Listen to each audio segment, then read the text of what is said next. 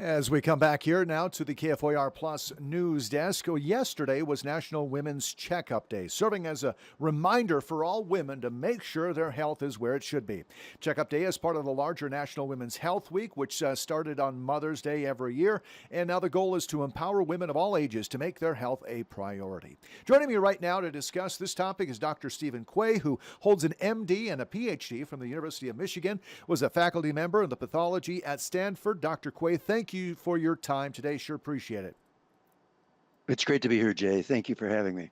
You got it. So, Dr. Quay, how can women take proactive steps to improve their breast health during this National Women's Health Week?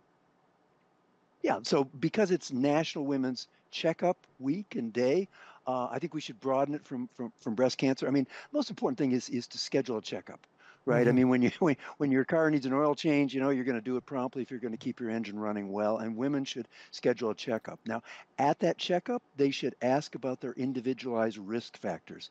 I did a little research in North Dakota, the top 5 serious illnesses for women.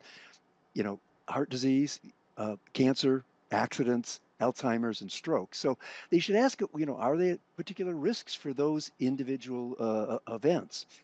They should also bring mental health, into the checkup room because I think everyone is under a lot of financial stress, family stress, and there are treatments and ways to deal with that. And finally, if you're a woman, you could kind of lead by example, and for the other women in your life, get your checkup, do the proper things in that setting. So, what inspired your focus, however, Doc, of research on breast cancer prevention? Well, I think it's very simple. I mean, I could say Benjamin Franklin did it when he said a stitch in time saves nine.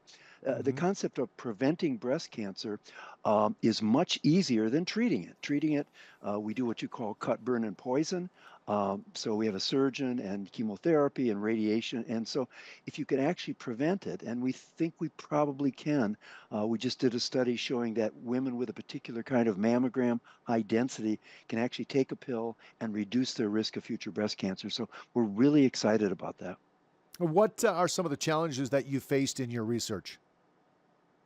Well, I think that the challenge can be summarized in the fact that we have calendars of firefighters, but we don't have calendars of people that put in the smoke detectors. That's a euphemism for the fact that we really do focus on emergencies or treatment or, when things are happening rapidly, Mm-hmm. as opposed to actually taking the steps when nothing's going on to prevent a future condition. What should women be asking when they go to their checkups that they usually don't ask? So again, let's get back to it. So, despite my focus on breast cancer, the number one, cause of serious illness with women is heart disease, and number 5 is stroke. Both Mm-hmm. of those have to do with your blood vessels. So, high blood pressure, high cholesterol, high stress, all of those things would turn up in a blood test at a checkup. So you get the blood done, you get the work, you go into the doctor and you say, well, am I at risk of heart disease and stroke? Am I at risk of cancer? Am I at risk of Alzheimer's disease? And then you try to do preventive activities. Has technology changed the landscape of breast cancer detection and treatment?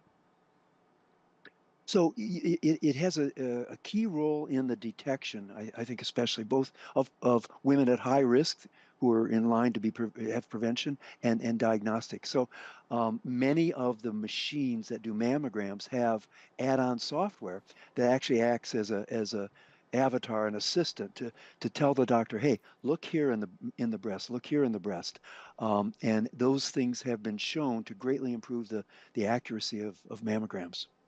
Dr. Quay, what do you see as the biggest challenges in breast cancer prevention today and how can they be addressed? Well, we are in the clinical stages of getting our drug approved, so it's not available yet. But once it is available, it'll be education, getting women and doctors to understand there is a way to prevent breast cancer, and then spreading the word, and then having women take the treatments, which we showed in our clinical trials have very few side effects. So if you're preventing a cancer disease, you want to have a drug that's much like a sugar pill, and that was the findings we had in our clinical trials. Mm-hmm. What are your predictions for the future of breast cancer research and treatment? So if we are successful in getting FDA approval to prevent breast cancer with this drug, approximately half of the breast cancers will not occur, which means we go from 250,000 a year right now, one a minute literally, to about 120,000. That would be, significant contribution. Dr. Quay, what final advice would you give to women who are concerned about breast health or in anything really on this National Women's Health Week? Yeah, well, again, schedule a checkup, get in there, talk to your doctor, have a list, write down your questions, write down your answers because it's an Hmm. emotional situation with your doctor. You may not remember the answers. Excuse me. North Dakota has some wonderful programs.